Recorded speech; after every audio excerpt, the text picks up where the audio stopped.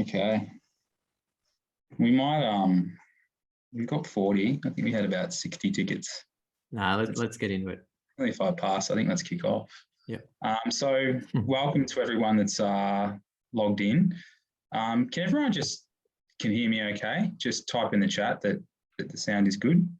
We've got any guests here?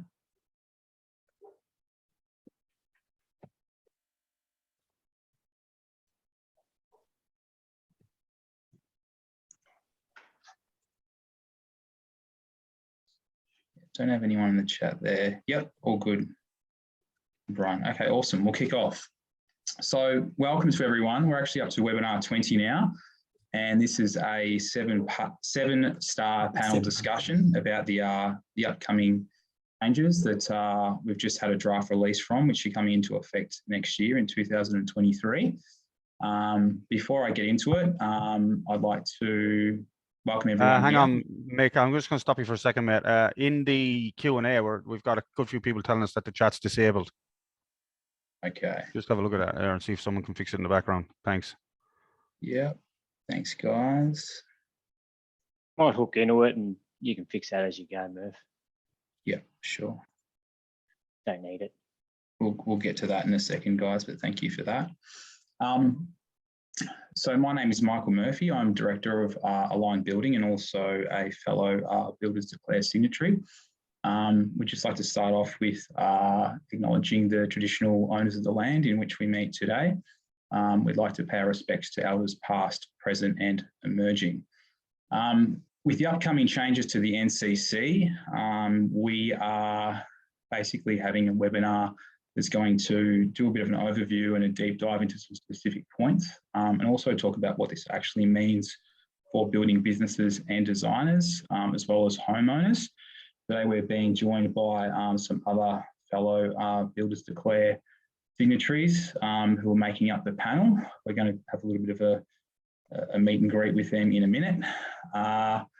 And we're going to basically have an overview and also have a bit of a Q&A with everyone. So if anyone's got any specific questions as we run through this today, please just type them in the chat box once that's enabled shortly.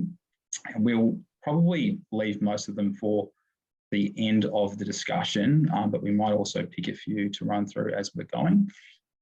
So just to start off with, we might just go around and I'll just get a quick little introduction from each person on the panel, perhaps talk about just quickly who you are, what your company is, and what sort of building that you do. So I might start with you, Simon. Do you want to just give us a quick little word from yourself? Yes, thanks, Murph. Hello, everyone. My name, of course, Simon Clark from Sustainable Homes Melbourne. We primarily do renovations and extensions within inner city Melbourne. Of course, the challenges there, I mean, always improving energy efficiency of homes, but of course, challenges getting a home to an existing home to 7-star. But I'm curious to see where it goes in terms of currently the existing housing stock, how that affects. But today, I believe we'll focus more on the 7-star changes affecting new builds. Awesome. That's me. Thanks, Simon. Brian, our sole WA member, do you want to give us a rundown of who you are and what you do and what you build? Yep. Good day, everyone. Welcome and thanks for joining us today. It's always good to have people come in and have a chat. My name is Brian. I'm, as you said, in Perth, Western Australia. I'm director and registered builder, registered practitioner for iSmart Building Group here in WA. We've been building high performance homes, particularly focused on passive house for probably 7 to 8 years now. We build as many certified as we can, but as we all know, that's a budget, really it's a budget constraint for a lot of people. But I would say 90% of the homes we build are built with all full 5 passive house standards. So yeah, high performance timber frame and passive house is where we're at. So Builders Declare is kind of a good seeking ground for me. Love it. Awesome. Thanks, Brian. Jeremy, you're next up. Do you want to give us a little Yeah, I'll just be quick. So I'm the builder and director at Positive Footprints. We're a design and build company specializing in passive solar design homes. Most of our homes net zero. I guess that's our thing is trying to get a cost-effective outcome to get to a low energy use in the home. So 7-star whole of home is sort of how we've been operating for a long time. And sort of glad to see it come in. The next thing that we're focusing on is embodied carbon and trying to get that down. And we've got our new carbon zero range where we calculate the embodied carbon and then try and offset that as well. So yeah, that's me. Awesome. Thanks, Simon. And Michael, you're last up and you're muted at the moment, mate. Yep, you've got it. Thank you. Yep. Yeah, so Michael from Michael and Builders. Yeah, we're based down in the Bellarine Peninsula, so down Geelong way, and we have a focus on high performance building. So we do a bit of very similar to Brian, passive house homes or as close to as we can, and yeah, we have a general focus on that and mostly new constructions in the residential industry and trying to, I guess, spread the word about that as much as we can in the area. Awesome. That's great. Thanks so much. I guess a lot of what these builders are doing in terms of air tightness and wraps really ties into some of the stuff we're going to be talking about today with 7 stars. A quick little disclaimer, the information you're about to receive is based on the experience of the presenters. May not relate to your situation, so certainly double check any advice that's general. If you'd like more specific advice, please get in touch with us via email. We'd be happy to try and answer your question as best we can or point you in the right direction. The webinar will be between 45 minutes and an hour in case we go over time a bit with some questions. We'll have specific questions at the end, as I mentioned earlier. Please type them in the chat box. Hopefully that's fixed now, and just to get started. Hey, Michael, just to jump in there, I think it might be better if we just answer questions maybe even as we go. Sure, we can do that. And leaving them till the end. Can someone just type something in the chat box and we'll just make sure that's working now? It should be working now. Yep, hopefully we're online. Yep, Chat's we're all good. Hey, thanks, guys. Please start typing your questions now. Awesome. Thanks, guys. So just to get started, Jeremy, did you want to run through that? Yes, flick to me. I'll share my screen. Let's see if you can see this. You should probably see my whole screen now. Yeah, that's great. Right, hang on. Let me just maximize that. All right. Can everyone see? Oh, I assume you can see that, guys. Is that right? Yep. You can see it? Yep. Okay. And my email come off. So it's. I thought it'd be a good place to start, really, just to go give you an overview of 7-star whole of home, so that everyone is on the same page, and then you know what questions you don't know, and you can start asking from there.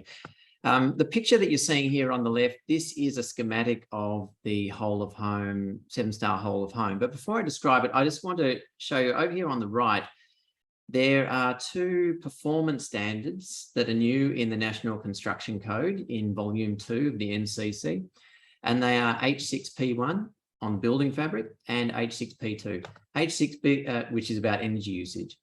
That's the whole of home part. So for the building fabric, the new requirement under the code is for all homes to be 7 stars. However, if you are in climate zone 1 or 2, up where it's tropical, you can get away with being 6 stars as long as you've got an outdoor room with a fan on it of a certain size. So that's the little proviso there. But for most of Australia, it is 7 stars, assuming that the energy ministers sign off and don't put some sort of variation on for your state.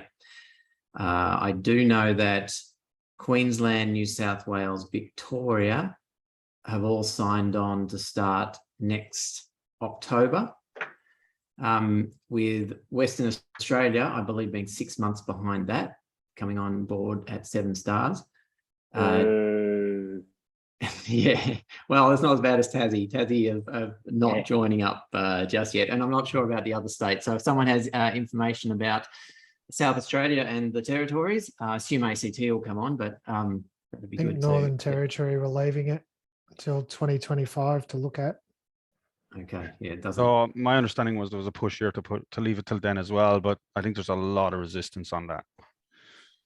Yeah, so what this all comes from, the changes, everyone, are significant, and they're more significant even, I've realized in the last couple of days, just looking through the code to prepare for this. And the reason that everyone's signing off on them is that all the states have signed up to 2030 goals. The national government has signed up to 43% reductions by 2030. The states are above that, most of them. And the energy ministers have the pressure on to make savings, and domestic homes is one of the places where they can make savings. So let me just get back onto this. So 7 stars for most of Australia, but the whole of home part, which is sort of slid under the rug. Everyone's worried, oh, I'm so scared about going to 7 stars. Actually, this second part is harder than what I originally thought, even a couple of days ago. So the second part is that you have to have an energy usage that is more efficient than what they're calling a house with benchmark appliances. And the benchmark appliances are, you can see this circle up here where it says heating and cooling. That benchmark appliance for that is a 3-star reverse cycle ducted system to the whole home for heating and cooling. And for the hot water, it's a 5-star instantaneous gas. Now, originally there were 2 proposals under the trajectory for low energy buildings, which is what this comes out of. And the 2 proposals put to the energy ministers were that you had to provide a house that was 7 stars and was just more efficient than a house with those 2 benchmark appliances. The second proposal was exactly the same, but it was a 30% more efficient than a home with those benchmark appliances. And it's actually the second one that got through. So the energy ministers have signed off on the higher tier one, which I thought was definitely not going to go ahead. So that's good. Now, the other little whammy to throw into that is that 3-star reverse cycle air conditioner, that is under the new star rating. So for those people who maybe follow my posts and maybe saw an old one a while ago that said, what is a zoned energy rating label? What is a ZERL? There's a new star rating system coming out. And instead of air conditioners having a star rating that looks a bit like this, they're going to have one where you see a map of Australia and there are 3 different climate zones on it, and it will give you the performance of the aircon under different climate zones. But that new star rating system also has stars, but they're not the same stars as what we've got now. So a 3-star under the new system is actually equivalent to a 4.5-star reverse cycle heating and cooling system, which is getting pretty efficient as far as reverse cycle heating and cooling. So what you have to do, first of all, you have to get to 7 stars on the thermal shell of the house. And then you need to note what the thermal performance assessor needs to put into the software is they'll need to put in the heating and cooling that you've got going on in the house. They'll need to put, or that you propose going on in the house, the hot water system. Those 2 are big and make a big effort, big impact. You'll need to put on the amount of lighting. If you've got induction cooking, you can put that in. At least the tools that I've seen at the moment have a spot to pop that in. If you've got a pool or a spa, you get to put in the pool pump, but not any heating and cooling plant for pools. The software itself just pulls up an average plug-in appliance amount, depending on the size of the home.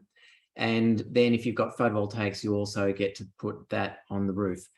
Then what happens is the software will run a simulation, and using the thermal performance of the house, it does a calculation every half an hour for the whole year of how much energy the house is going to need to heat and cool and maintain a comfortable temperature. It does a calculation first to say, is the house in a comfortable spot? If it's not, how much extra energy needs to be put in to maintain a certain temperature?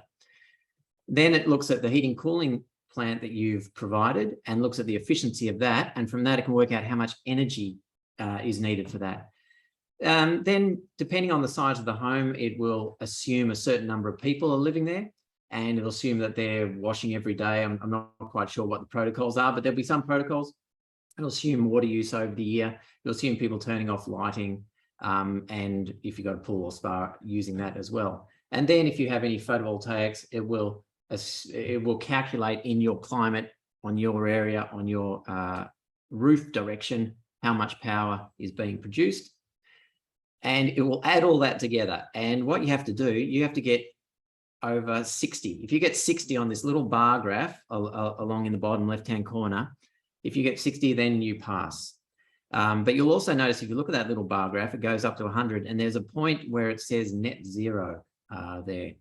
So potentially, if you get up around 100, you are then a home that produces as much power over the year as you use. So that's sort of how it works.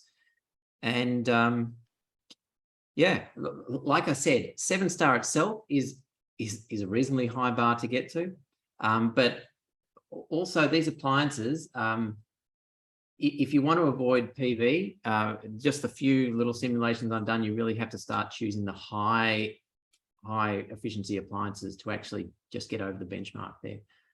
Yep, so that's my little spiel on that. So Jeremy, just to clarify, because when first hear about this new whole of house scheme, I was under the impression that it would start including, as you've just indicated, all these items that go into your home, your hot water unit, your lighting, your pool, and your appliances, and then that would equal the 7 stars. But obviously what you've shown here is that the 7 stars does stick with the fabric of the home and the design of the home, and then these are add-ons to generate this whole of home score. Yeah, that's good to point out, because a lot of people have that same thought, but no, it's definitely 7-star is the benchmark you have to meet for the fabric of the home, and then you have to look at the efficiency of the stuff that goes in. And I guess the thought process behind that was that at night time the solar's not working, but you're still using power. And the thing and the other thing is your photovoltaics and your appliances and things, they change over time, they wear out, they break. But the house keeps being efficient. And so the shell, it is important to have a level, and you can't just trade off. I think there's a reasonable argument that you shouldn't be able to trade off everything on the performance of the shell. So yeah, that's that. I tell you what I like about this idea is that in the past, when you just had a thermal performance assessment, you could have a really big home that is 7 stars, say, and you can have a small home that's 7 stars, and the really big home has shocking appliances in there, and the really little home has really efficient appliances, and obviously they're going to use a hell of a lot of different power compared to each other. But in the past, all you could say is they're both 7-star, but now you can start to compare big homes versus small homes, so it puts everything on sort of an even footing in that sense. So that's going to see obviously a lot more pressure on suppliers and manufacturers to improve those appliances that we're installing. Yeah, I can see. I love the idea, and it will be an interesting 12 months as we sort of get into this. At the moment, the actual software, like there's 4 different types of software, and the CSIRO Rose benchmark one, which the other 3 are based off, has not yet, their final version has not yet been released. So we haven't actually seen, we've only seen a couple of pilot tools. So we don't know exactly quite yet how it's going to work. But I can see, for instance, just say you want to put in heating and cooling. Well, normally, often it's the case that you don't know what your heating and cooling is going to be when you sign the contract. They just say it's going to be a gas ducted system or reverse cycle air conditioner, and it might be halfway through the build. When you get around to talking to the installer and they come on site and start sizing up things. So that information is going to need to be brought forwards, and designers are going to need to know about it and put it on the plans. I think that the new software will give feedback on peak loads in the different rooms so that designers can potentially get that information. Oh, I should say one more thing. Just say you've got a plan and it has no information about heating, cooling, hot water, lighting. That's fine. It can go through, but what happens is the assessor has to choose default assumptions, which are all significantly below those benchmark appliances that you have to get 30% above. So there's no, if you have nothing on the plans as far as appliances go, you will almost certainly, when you get your rating done, the thermal performance assessor will say that you're going to need to put on a photovoltaic system of X size just to get over the bar. Question just on solar. I've got a question. Does it take into account batteries on the PV system? Is that something that you know about, Jeremy? Yeah, the answer is yes, it does. It'll take into account and it'll give you a little bit of a benefit for that. Okay. So further to what you're just talking about, Jeremy, if everyone has the internet, everyone obviously knows how to use the internet. If you go onto NatHERS, Good call, Ryan. Yeah, the Nationwide House Energy Rating Scheme, which we all know, anyone that's in this chat room should know that, what NatHERS is. So if you look on there, they did a newsletter earlier this month, and it's basically top tips for building for 7 stars. And I think if anyone, I can share it on my screen. If somebody allows me to share my screen, I can share it on my screen. But let me it's a really good starting point. I'll try and share my screen. Share screen. Let's click this one. So can you guys see that or no? Yeah. So it says top tips for building 7 stars. Can you see that? Mm. Yeah. Yeah. So this is a good little document that basically have a read, but the one thing that I took out of it when I looked at it first, which was really, really interesting, was get your NATHERS or your NatHERS assessor involved early. That's a really, really, really good piece of information. So for all the builders that's out there and thinking, oh, I'll get a design and I'll design it and then I'll take it to my energy assessor, it's kind of the wrong way to do it. So originally that's what we used to do. Personally, I feel that needs to change. Like with everything that you've described there, it's pretty clear that we're going to need a lot more information before we decide, oh yeah, well, let's just get it assessed and it'll meet the star rating and we're good to go. I kind of think that's not going to happen as we move forward. Now, for guys that build high performance, it shouldn't be an issue because we're hitting those ratings anyway. But for the general industry, I think energy assessors, and especially energy assessors that know what they're talking about, I think these guys are going to be worth their weight in gold in the next, year or so, year to 18 months. But they've shortened this down, condensed it, and for me it's really, really important. So orientation is number 2, improve your glazing is number 3, increase your zoning. So this one was very interesting. So I'm used to passive house, therefore the whole internal space is one space inside the home, whereas NatHERS treats each zone individually, right? But if you don't have doors on spaces, then it's one large space. So this point number 4 was quite interesting to me. About increased zoning. So make sure you've got doors on everywhere, and especially on corridors, etc. So they're separate. I'll just add a little bit on that. So the way that the way that the software works, which is a little bit different from PHPP. Yeah. It's a zoned approach. So each room has its own zone. So it's like each room is a little building butting onto another little building in the house. Yeah. And then it looks at the flows of heat across those from one building to another. The benefit of that is that you can actually get to tell you what temperature is in different rooms, and you can say, well, this room's doing well compared to this room over here that they've got different temperature profiles. So that's sort of useful. But in that, the different zones have different temperature settings in there. So they assume that people are going to be living in the living areas for most of the time. So you I think it's 20 degrees or whatever that you have to be. That part of the house has to be 20 degrees for most of the time until the early hours in the morning. Whereas bedrooms, they assume when you're in there at nighttime, often people turn down the temperature a bit. So it's a lower heat. It's 18, yeah. Yeah, well, it's actually 15 in the middle of the night, which feels a little bit low.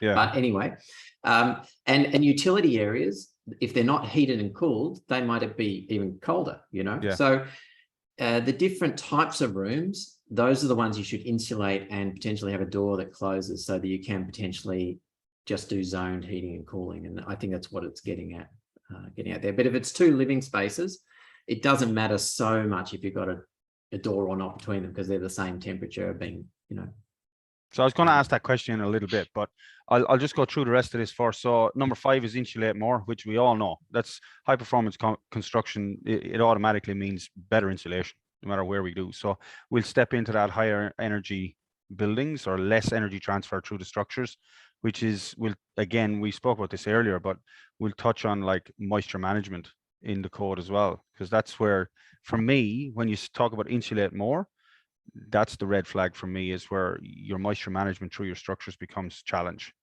Then plans for fans. So I think this is more towards your 6-star energy rating for climate zone 1. I think that's kind of where that's going. You can still have fans in your bedrooms, etc. I think, Jeremy, which helps. So as you get up into cooling climates, right, where you're cooling most of the time, then airflow does make a big difference. Can make a 3 degree temperature difference across your skin from moisture evaporating off it. So you get a benefit in that in those cooling climates. But down south where I am in Melbourne, you'll get a benefit, but it won't be nearly as big. So okay. Then check your colors. This is all over the internet at the moment with night sky radiation, etc., etc.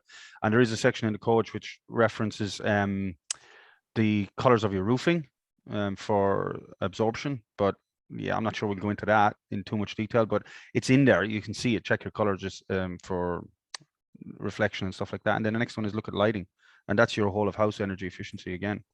So I think this document's a really good document for everyone to have a read. Yeah, I just think there's quite a bit of useful information there. It's short, but it's effective. That's very appealing, considering how long-winded the full NCC is. It's hard to find a condensed short version when you're looking for something. I've learned more in the last half an hour than reading through NCC documents for 3 hours today, guys. So thanks for that. Sure. I just want to touch on a quick question because I think it addresses something that's probably pretty significant in the changing. We've got a question from Alistair about glazing, and he's sort of noting that there's sort of a lot of cheap single glazed aluminium window frames currently being used. He's asking what the potential additional cost will be. I'm not sure if we can answer that specifically, but would the panel all agree that we're going to see probably some significant changes to glazing? It's obviously case by case, but it was a major point in the document we just saw. What do we think about glazing? Is this going to be almost the end of cheap aluminium single glazing going into homes? Are we expecting that to be up spec generally? Do you want me to go? I'll comment. Yes. Yeah, I think so. Two things. Glazing is a thermal wound in the house. When the sun's not shining and it's cold outside, you're losing heaps of heat. When it's hot outside, you're just gaining heaps of heat through your windows. So the number one thing that you can do, I said before, the number one thing was to contact a thermal performance assessor, get them on early. Yes, good. The number two thing to do. The number two thing is windows. Try and keep to a low what they call a percentage floor area ratio of around about 22% if you're going to try and stay with single glazing. And what that means is if you've got 100 square meters of home, you can have 22%, you can have 22 square meters of window, as long as most of it's facing north, if you're in the southern half of Australia at least.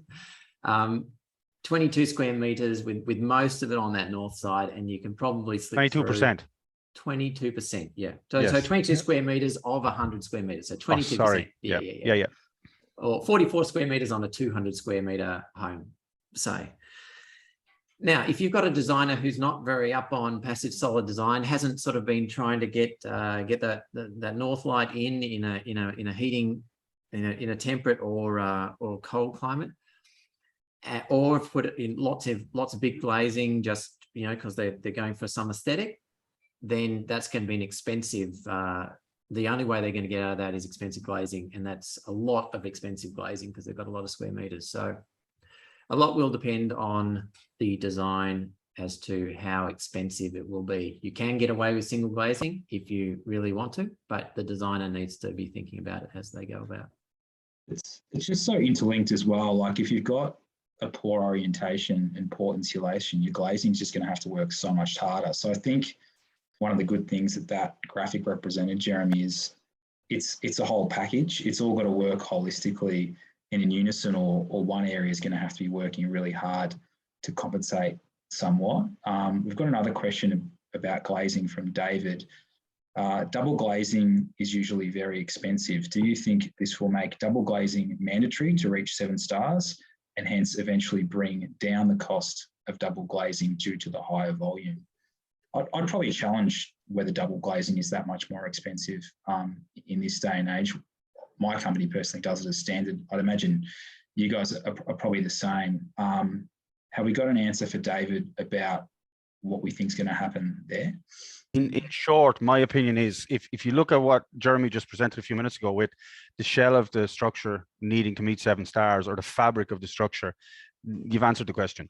So essentially, if the fabric of the building has to increase in efficiency, then the criteria is going to automatically demand that you will have double glazing. Now, not necessarily high performance frames, but you're going to end up with higher performance glazing, and like design consciousness will become much more realistic in my opinion. So they can't just make a willing decision where you have floor to ceiling glass facing west, copping the sun.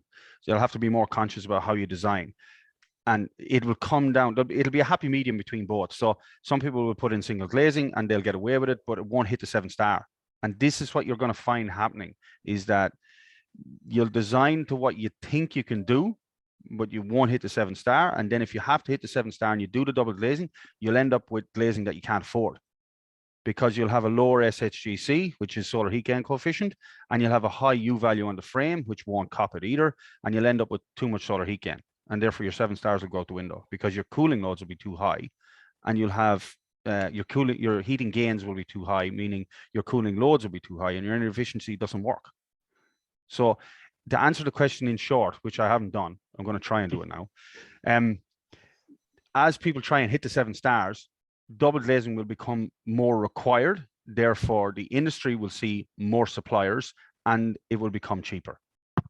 The question is when double glazing, and we're seeing it in WA already, the difference in double glazing units. So if you have a piece of glass and there's air in the middle, and it's a piece of glass and there's 2 holes in the bottom to let the condensation out, that's, in my opinion, not double glazing. Yes, it's 2 pieces of glass, but it's not an efficient double glazing unit. So in my opinion, there should be high performance double glaze. And this, again, just my opinion to everybody out there. I'm not telling you not to buy that glass. I'm just saying, if you're going to buy a double glazed unit, it should be a sealed unit, preferably with an argon gas or a better product in between. That's just my opinion. Yeah, and that's a great little segue into air tightness. And perhaps we've got a really interesting question about Passive House, which I'm going to leave for a little bit later, because I feel like we're going to lead into it somewhat. But actually, we've got one more really quick one about glazing, which we'll cover off quickly. Samantha's asked, I'm interested in the impact of thermally broken window and door frames compared to non-thermally broken. I'm already getting projects that are demanding thermally broken to meet the new 7-star rating. So we know that thermally broken does perform better. Panel, do we have any sort of idea? Obviously depends on the supplier and what the setup is, and there's sort of options within options there, but the performance on thermally broken windows. I think that, I guess, as you just touched on, there's so many variables in the different suppliers, different ratings that they can provide, and the sections.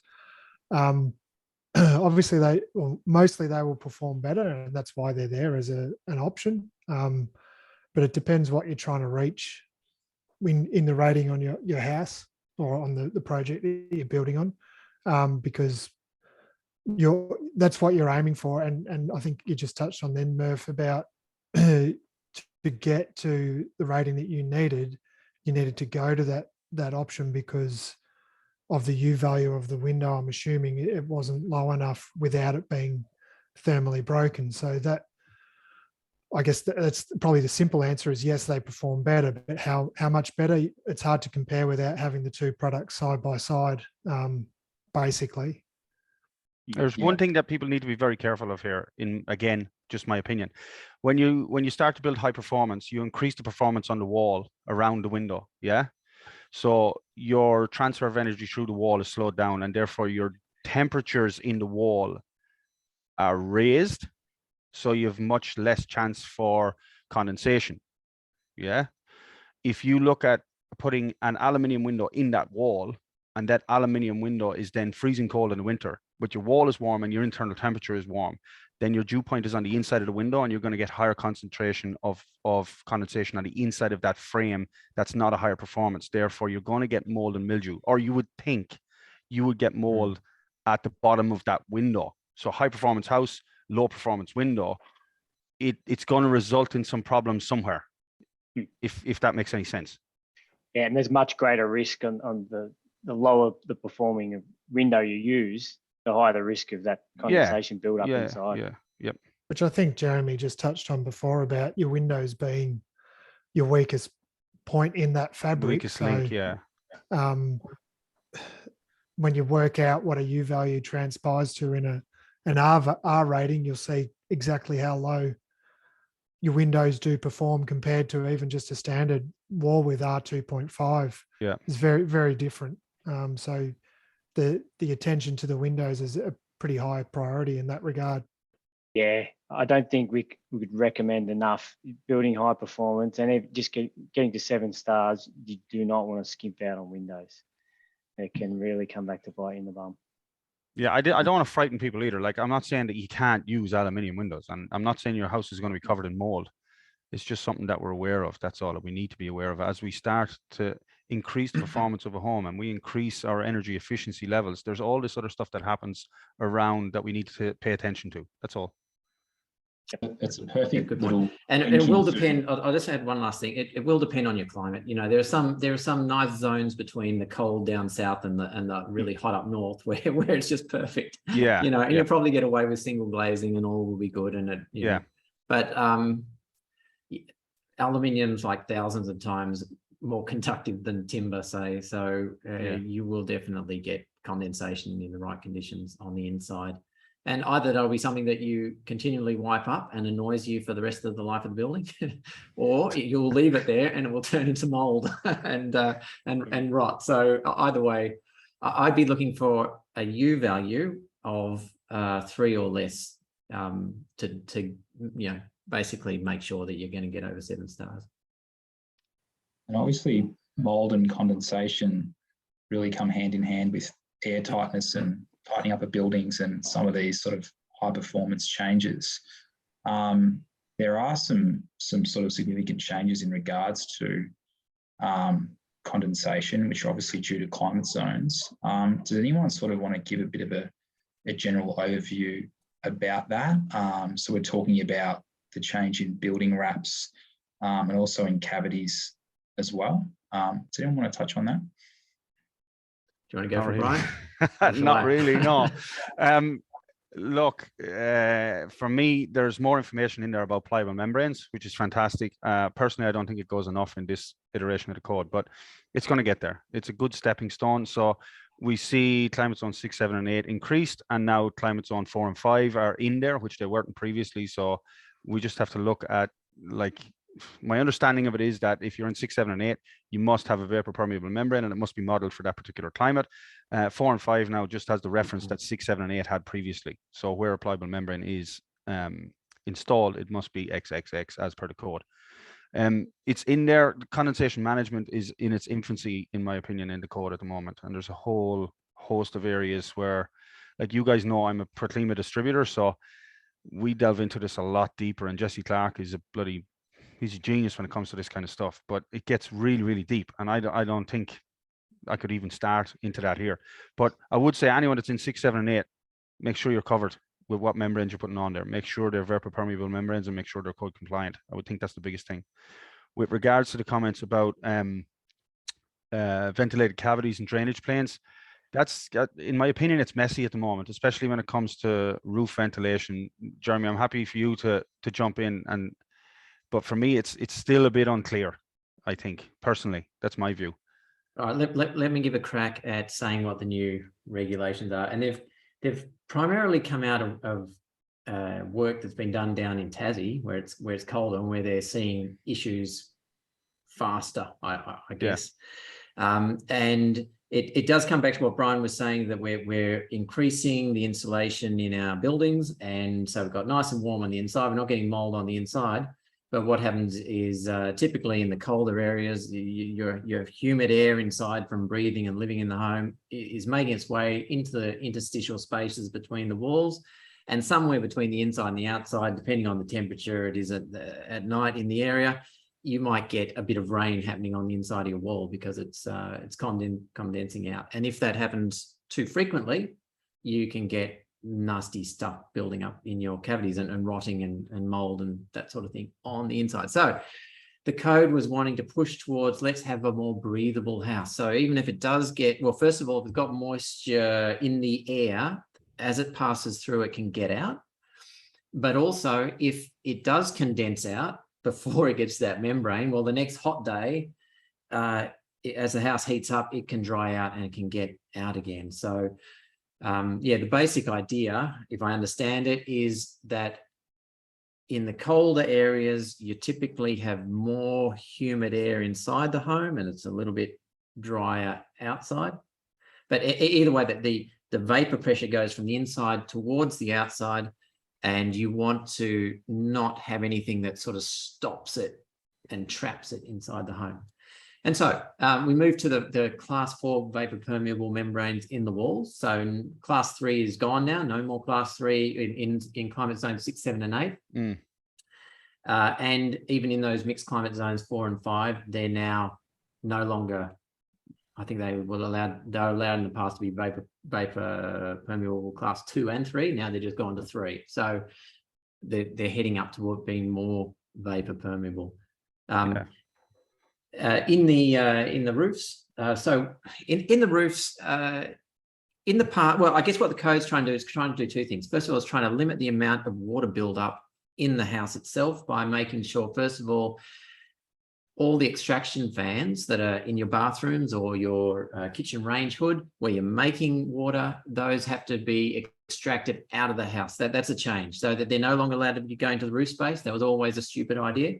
Now they have to be in ducts going to the outside of the house with backflow dampers to stop air coming back in. So that's good. They're trying to limit that.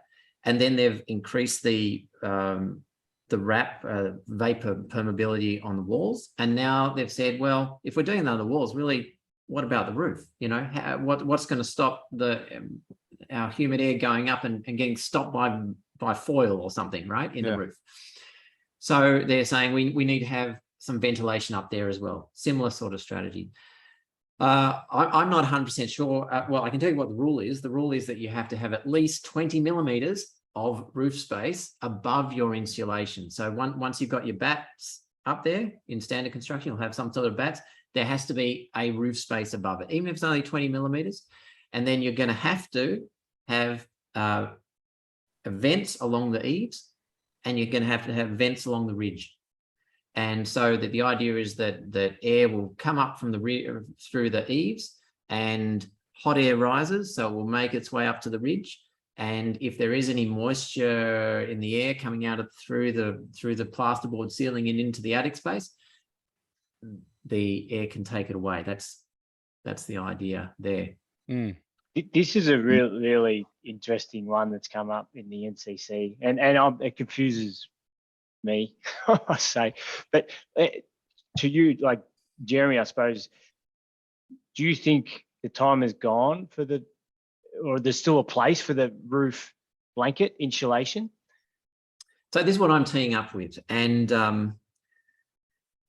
at the moment we typically haven't had issues before, but we would use a foil back blanket, an R1.8 instead of the R1.3. That's in the past what we've been using.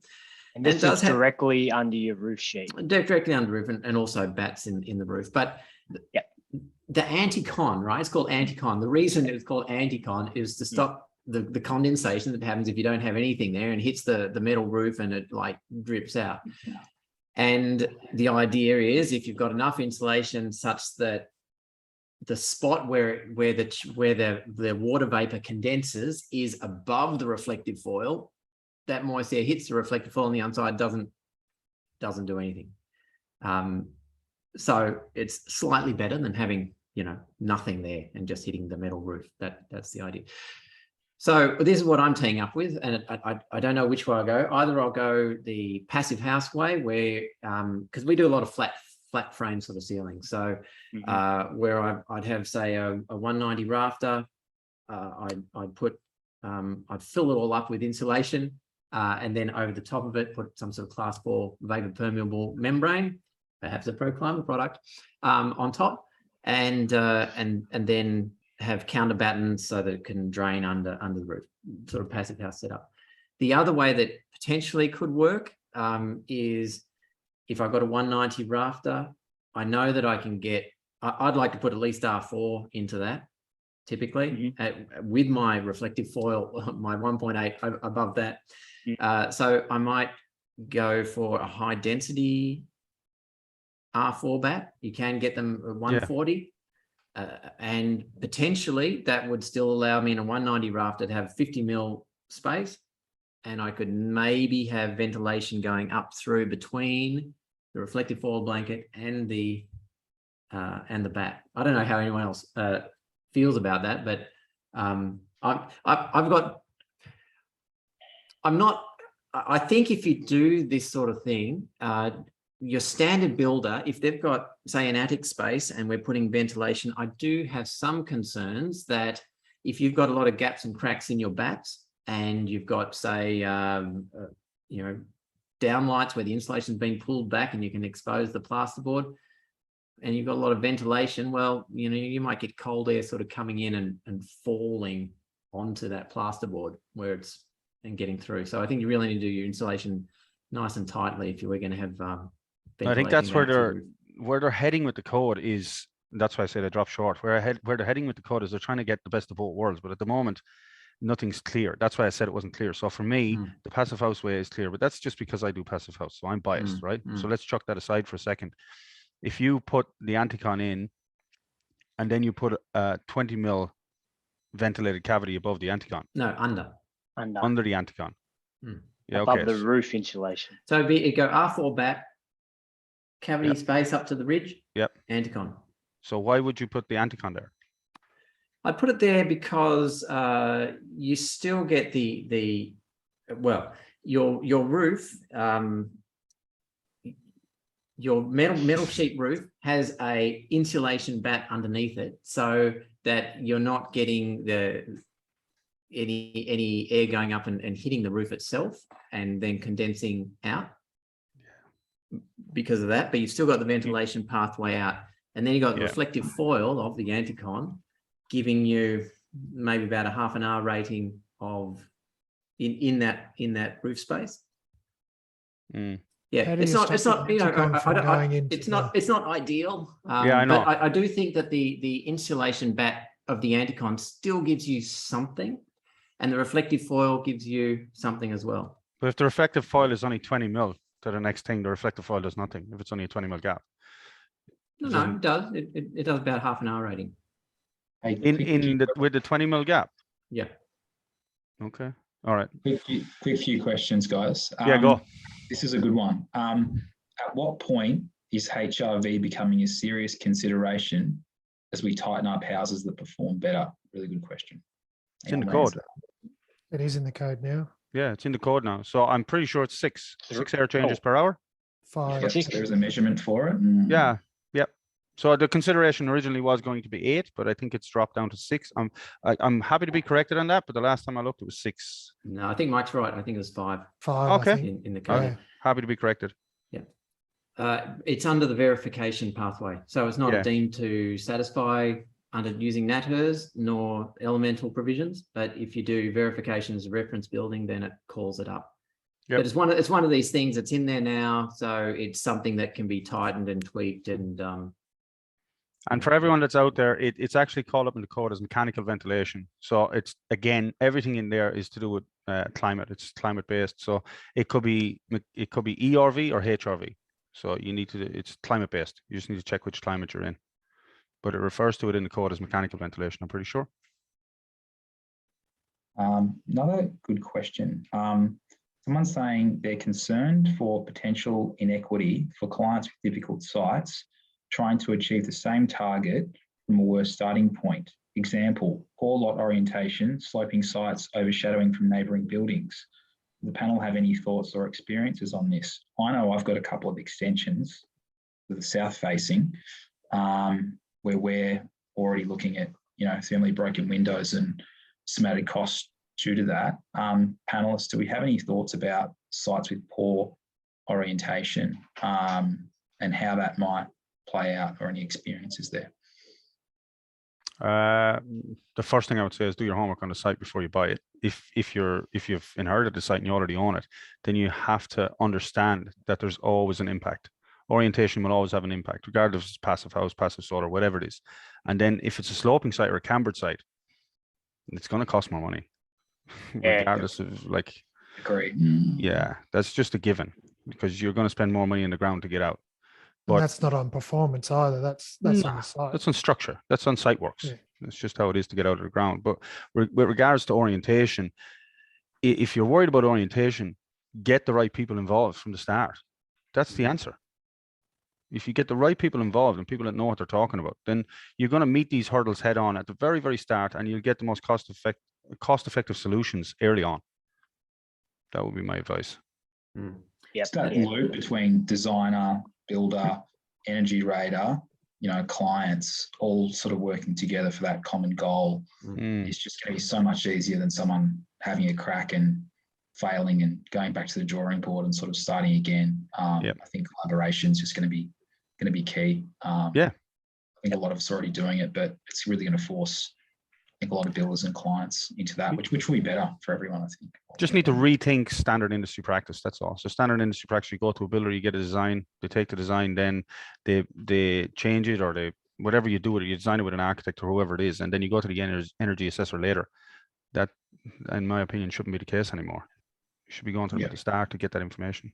Yeah, where I would see that happening is once you've done the design concept, then you shoot it off to the thermal performance assessor at that point, especially if you've got a block that is overshadowed, or you've got a block that the views are out to the south, or you've just got clients you've got a design that that you're pushing well above that 22% net conditioned floor area.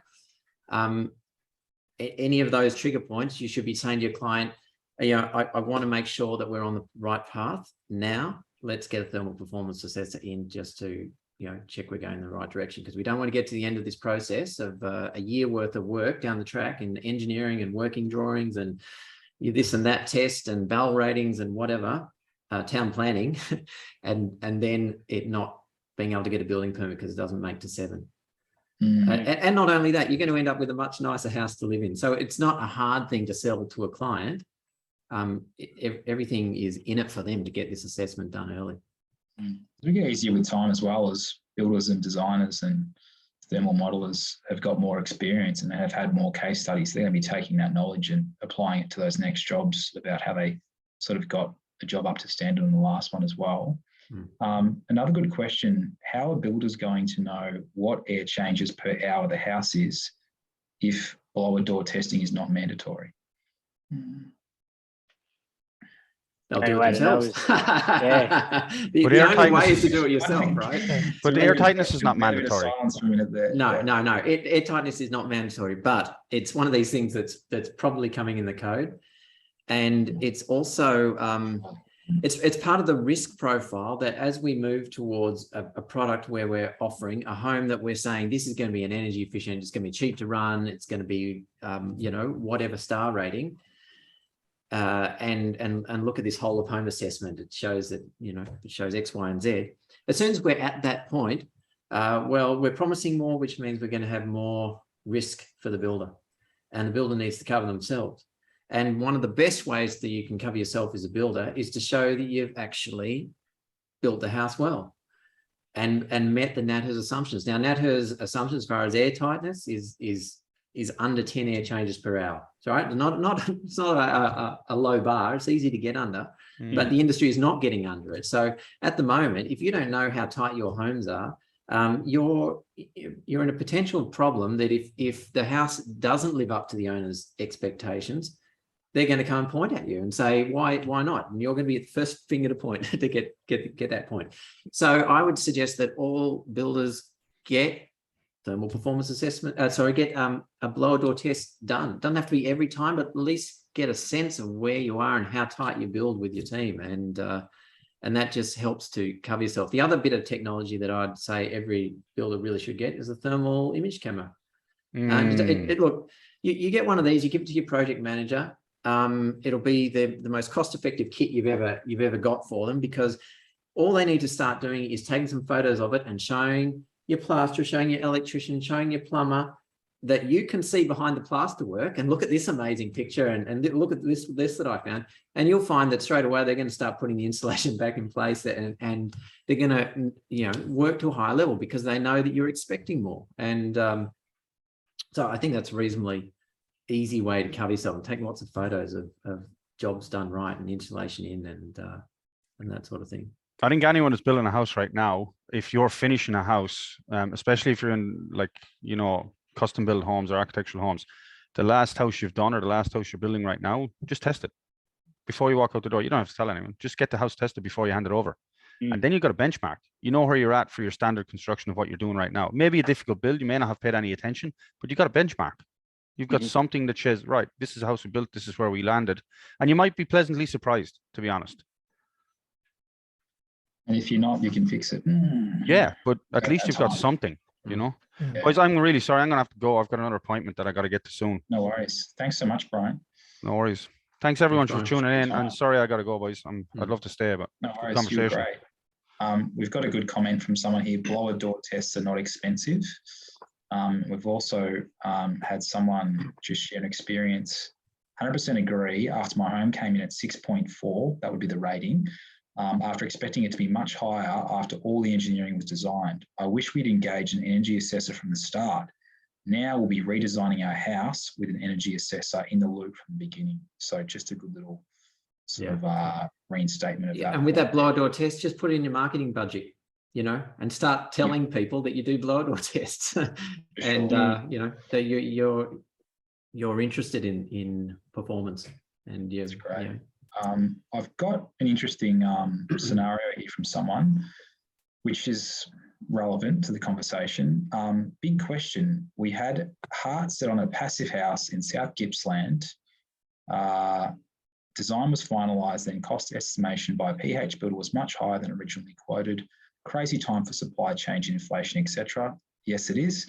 Now steering towards a higher star energy rated house as possible with reputable builders seems much more affordable. Your opinions? Is it possible to have a very well sealed house and not have mechanical heat recovery ventilation? I guess we just touched on air changes per hour.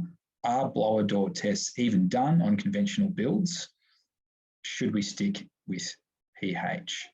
Brian's just left us. Could have been an arm wrestle here. We could have finished off with a fight, but Michael, this is also a good You're question. outnumbered, for you. Nick. Look, obviously it's a personal choice how far they want to take their project and their budget constraints. I think we touched on the blower door side of things. Yeah. More people should do that, and it gives you something to benchmark how tight the house is to know whether you need the mechanical ventilation. But if the house is being constructed in an airtight manner, depends on the process of what they're going through, how they're taping it up, how they're sealing it up, as to then planning for that mechanical ventilation is going to tie in with that. Because if you're planning to tape every penetration and have an external membrane that's sealed off, and you've got all your seals in place for all your external doors, you're probably going to hit a pretty airtight number, and ventilation is going to be required. So a blower door test would be critical if you're looking at that in your construction, and that's irrelevant of whether it's passive house or not. Obviously, passive house, you need to have it because you need to get a certain number. But if you're looking at a really tight house, then it makes sense you're going to have to test it, and you probably plan for it. And then if you don't need it, then you don't need it. But if you plan for it, then you've got the ability to install it. I guess it's different for us because from our perspective, we look to have it that tight on every build, and we look to have that ventilation system in every build. Now, I think Jeremy, you're sort of transitioning through that at the moment, working out how it balances with your projects, and that's our perspective on how we approach it. So, well, let me take up that. So this is the way that I approach it. Is knowing how tight you build, right? So I do think that there is a sweet spot between 5 air changes and, well, probably more around, between 5 and 8 air changes is a sweet spot. If you know how to get that number and you know how to build to it, it's probably okay. Now, having said that, if you go with that, you can always have situations where you've got a bedroom, say, and even though the house is technically it's above 5 air changes, you don't really need it by code. Probably when the wind blows, you're going to get a little bit of air leakage, and that's going to give you a changeover and a cleaning out of the air inside. However, there might be rooms in your house that are quite still spaces, and if two people sleep in a small room and they're shutting the door, then they might have more issues if they're the sort of people who don't like to open windows or they don't like to have the door open. Then that particular room may have less air changes, even though the house as a whole has is sitting in that sort of sweet spot, as I said. So you might want to talk to the owners. Now, I don't think any of this is super dangerous. What we're talking about probably is a buildup of carbon dioxide, and actually to get dangerous levels of carbon dioxide, you have to get really high levels. It's like being under a doona, and there will get to a point where you know that you want to start getting fresh air. That's the sort of dangerous levels. But there are levels below that, which if you're in it for a while, you might feel a headache, you might feel a little bit drowsy. So that's sort of what you've got to weigh up, when you're deciding whether or not you want to go super tight and then put in all the ductwork and get some mechanical ventilation going and have control over that, or whether you're more or less happy to live in a way that you've always lived. If you haven't had too many problems in the houses you've been in already, as long as you're with a builder who knows that they're not building to under 5 air changes per hour because they've done some testing, then you're probably okay. It does come, like Michael said, it does depend what you're wanting to achieve. Yeah, I can just add to this as well, because we've had a client recently that we've measured before. We do renovations, extensions, so it's hard to know our baseline for every project because we're dealing with existing buildings. So, but we do expect to get close to the 5 or 6. Potentially lower. So we were looking at a HRV for this client. The client opted not to go with it. So, I mean, of course, it's an item that it can always be installed, after the fact, not ideal. But I suppose further to that, we've also got a client that we're about to work for, and they've had a HRV installed. Their home probably has 20 air changes currently. We haven't done any work on it yet, but they've had the HRV installed for about 10 years, and they've found real benefit in it, just keeping fresh air throughout the home and transporting warm air from one aspect of the home to the other. So, yeah, there's a few ways you can look at it, I guess. Yeah, so I'll just add to that. So I've done testing, and most of the time our homes are fine. Every now and again, if a lot of people come over, say it's a party or something, then yes, you might get a spike in carbon dioxide. You do want to make sure, if you're starting to build a bit tight, that you look at the materials that you're putting in there, and you're trying to choose things that aren't, VOC off gassing, so that it keeps the VOC levels nice and low. So I haven't had any issues necessarily with that. However, I do know that if you've got a small house, let's say it's a retirement home or granny flat out the back, and maybe 2 people are living in it, and it's small, and you don't have a big air volume for the number of people you've got living in there, maybe 5 air changes per hour is too tight for that small structure. And the same with apartment living. They have issues with apartments, that because they're small space and with more people in there per space. So in those sort of situations, you just got to be switched on and think to yourself, well, maybe in that situation, we do want to put in some sort of ducted system for mechanical heat recovery ventilation, or some sort of ventilation. And the last thing I'll say, there is, like Simon said, if you do test, just say you tested, just say you went to town and you're doing with standard construction, you weren't thinking of going passive house originally, but you just went to town, and for whatever reason, you've done your test and it's come up 2 air changes per hour. You can, I guess, start adding holes if you really wanted to, get out the drill. But there are ductless. There are ductless heat recovery systems now that you can put in. And I'm not sure, Michael, whether you think whether you've got any experience with that, or you've heard anything about how would they are compared to a ducted system. But that might be a fallback if you got into that sort of issue. So but don't get into that issue, people. Do some blower door testing. No, and when you look on the NCC, like they're talking about, it doesn't have to be a constant ventilation system at 5, or when you're going below that immediately, they're talking about intermittent ventilation, and that's what those decentralized units do. So they're aimed at smaller areas. So they're not aimed for doing necessarily a whole house. By the time you do that with a whole house, you'd be cheaper to do a centralized unit. Generally, that's how it works to do the same effect. So they work if you've, say, got into a scenario where you are at 3 or 2 or something like that, and you just need to get some air, then yeah, you could probably put them in, but you'd need more than one, because you've got to have enough airflow, and depends on the layout of your house as well, how that works as well, where you position them. So it will work, and it'll get you out of trouble. It's probably better to plan ahead if you can, but I know that's the case for a lot of things, isn't it? So true. We do need to wrap up because we're pretty well out of time. There's one more question, which I'll just answer myself quickly. If you have a tight house built in terms of air changes, but don't put in mechanical ventilation, then what is the consequence?